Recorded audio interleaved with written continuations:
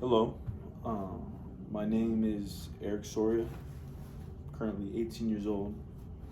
The date is May 28th, 2023. Um, the reason I'm making this video is to share a journey, or I would say a journey, um, basically of my life over the last 6, 7 months.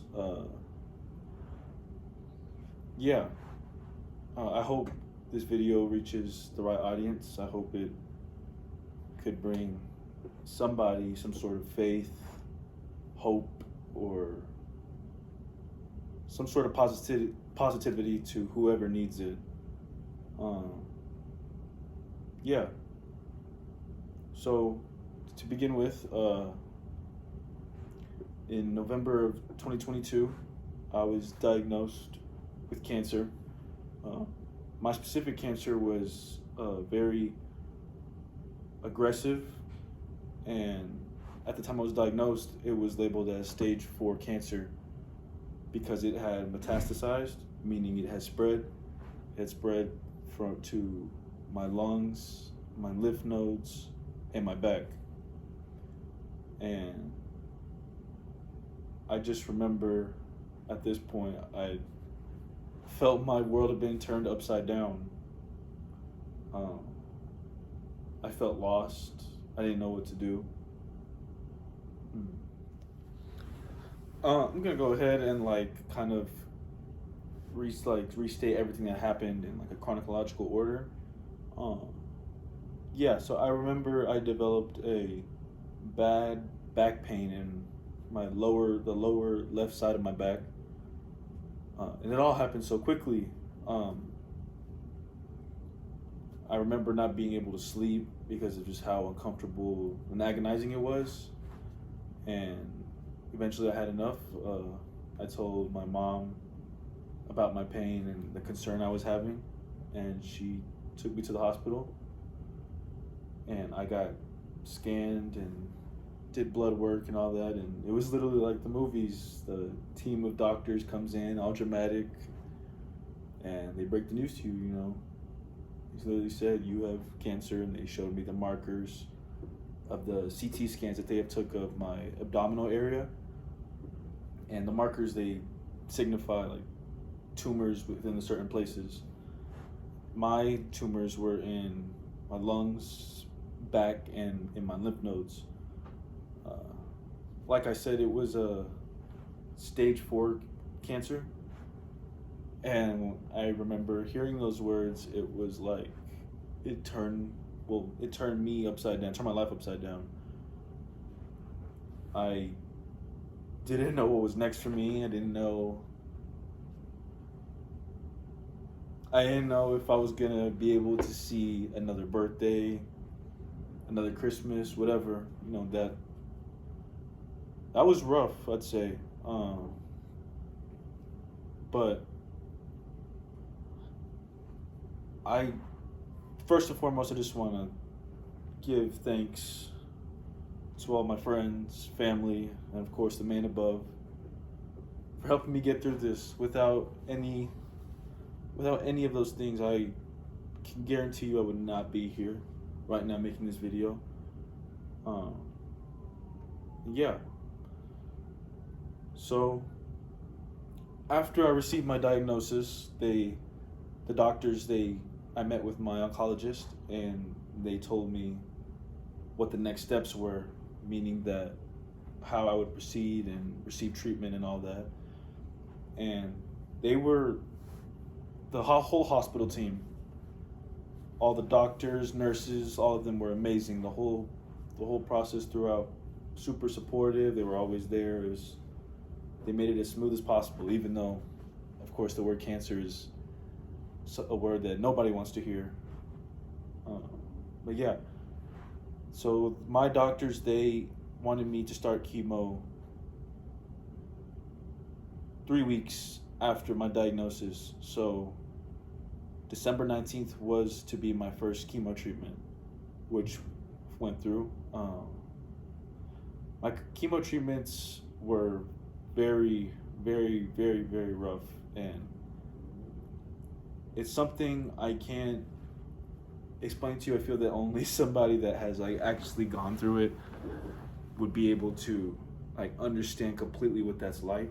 Um, yeah, it's has an awful toll on your body, your mental health, and all of that. Just it's just something I can't even begin to explain. Um, my specific chemo treatments were to be administered. The way it would go was I would be in the hospital for 1 week at a time receiving chemo treatments, and then I would get 2 weeks off. But within those weeks, I would go every Tuesday, every Tuesday, to receive a 10 minute chemo infusion, which is, of course, I mean, it wasn't as hard as the hospital, but you know, either way, it still messes you up. You know, I wasn't able to eat just because of how nauseous I was. Um, my body was constantly in fatigue. My mind was always cloudy. It's the worst thing ever. And I can't even begin to imagine. I only went through the treatments for 3 months, but like I know that there's people that will battle and battle and battle for years and years, which is insane. Like that, I don't know how people are able to do that. Like, God bless those people.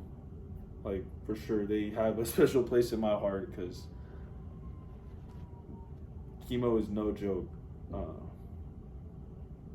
So yeah, my first week in the hospital was probably my first week of chemo treatment was probably one of the worst weeks of my life. I remember initially, whenever I got my first ever chemo infusion, my body literally started shaking, and I literally felt, I'd say, like I was about as if I was about to have like some sort of like seizure or heart attack, something like that. It was just an awful feeling, but it did help. I had my mom and my grandmother with me. Shout out to them, they're the best. Uh, yeah, I would say my having a good support system is huge in any, not even just cancer, in any sort of medical crisis or life crisis at all. I'd say just having those people to support you, it helps. It helps a lot. Um, yeah. Um, I initially, whenever I was diagnosed, my initial like thought was like, why me? And I'm a religious person. I'm Catholic, and initially I had some I had bad thoughts. I was like, why would God put this on me? Like, why would He bring this to me? And little did I know, like I wasn't seeing the bigger picture at the time. But at that, like for a certain point, I felt like I was giving up on. And yeah, that was awfully hard to go through as a 18-year-old senior in high school. You know, like everything just was turned upside down, and it was it's something I can try my best to explain, but I feel I will never be able to fully explain myself. But I'm here. I'm trying my best. Yeah. So eventually, I'd say I realized, you know, it was either do or die, and I realized the only way that I was going to get through this was through putting my faith in Christ. And I'm here making this video now, so obviously, you know, I was able to beat cancer. But yeah, God is good, man. God is great. He can and does. He makes miracles. Um, yeah. Um, Throughout my stays in the hospital, I found myself like bored a lot. You know, if I can compare it to anything, even though I know it's nothing alike, but I felt it was the same concept. But I feel it was like almost like being in prison. Uh, but it did help having my family there, me and my mom. We made each other laugh. She definitely did make things worthwhile, along with my dad, of course. Uh, my grandma too. It felt very nice to have those people there with me in the hospital. It made me feel like I wasn't alone, which is huge. Um, I also took that time to learn new skills, learn new things. I wanted to make the most of my time, if that makes sense. I didn't want to just be sitting there doing nothing. Uh, and yeah, um, one thing that stuck with me forever, and it's something that I'll always. It's like something I guess that I live by. I live by now. That it has taught me is that there's always someone who would trade places with you. Like no meaning, no matter thinking that your situation is so bad that you think that nobody else is going through this, I promise you that there is somebody going through much worse than you. And that really brought me to my attention because during my stays in the hospital, all of the cancer patients were in the same unit, and just being there, like I'm seeing all these kids, younger than me, older than me, uh, just going through it. Like it was hard. It was a hard sight to see. It was a sad sight to see. Uh, and it really opened my eyes that like people people really go through this every day, and no matter what the situation is, there's always someone that has it worse than you. And I think that people should be grateful for what's in front of them, even though they may not see it as something they like or something that's not ideal to them. I think we should be more appreciative of what's of what's ours. And I mean that as in to stop comparing yourself to other people. Be like yourself. Be you. Stop all of that nonsense. That was really what something that stuck with me. And yeah, it was. I can't even. I don't want to go too far on that, but yeah. Something I do want to mention. I remember very, very well, and I'll never forget this. My grandmother had a friend that she met at at her apartment complex that she moved into in 2021, and they became friends. They go to the same Bible study, I believe, and they just became mutual friends. And her friend is probably one of the most spiritual, powerful, whatever you want to call it, people I know. I remember after my first round of chemo, she came over to my house and she held a prayer for me, and it was one of the most powerful things I've ever felt. She put her hand on my head, and I don't even remember what the prayer was, but I just felt all the positive energy like just feeding through me straight through her hands, and it was something I'll never forget. And that goes to show you that the power of prayer is it's unbeatable. Something you it's something I can't even explain. It's just beautiful. Uh, I wish I'm not trying to push any sort of religion on you or anyone, whoever this video may reach, but I strongly believe that Christ is the only one that can make anything happen for anybody. I mean that with all my heart.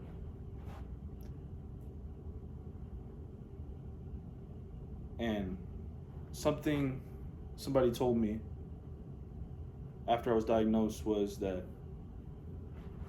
God will never put anything in your way that you can't overcome. Or maybe another way of saying it is, he will never put mountains in your way that you can't move. And I took that to heart, and it really changed my outlook on my whole journey. It made me realize that this was brought upon me for a reason.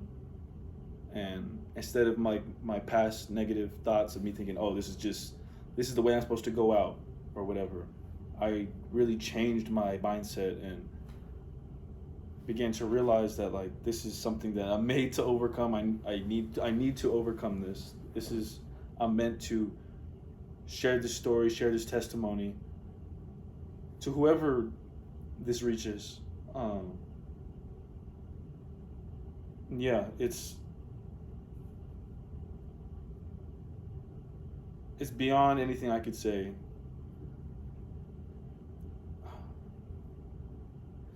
Anyways, so my last chemo treatment concluded on Valentine's Day, so February 14, 2023. And after my last chemo treatment, a week later, I had CT scans to basically detect if I still had any malignancy within me.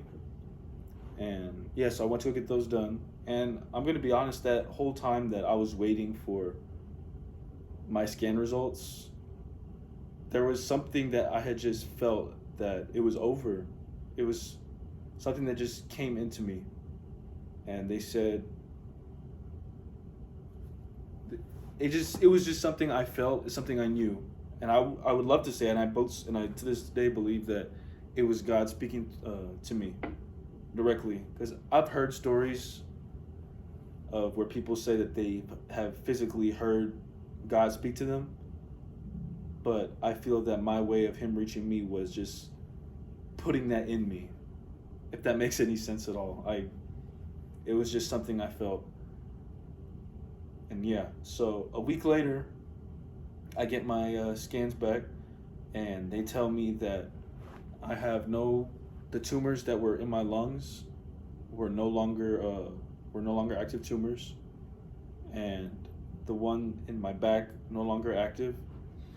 But what they did say was that based off the scans, they were not able to tell that if in my lymph nodes, if the markers were dead tissue or active cancer cells, and that they were needing to perform a surgery on me, basically to open me up and do a biopsy on whatever it was to determine whether or not it was malignant or not. And still, even then, at that point in time, I still felt it was over. I remember telling my mom, like, I gave her a hug and everything. I told her it's over. I just knew, and I just know that was straight from God.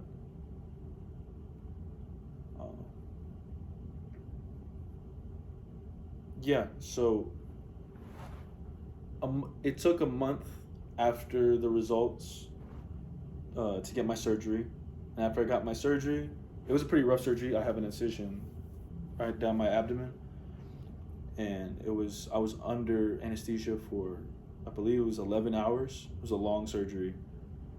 And it was a hard recovery too, very hard.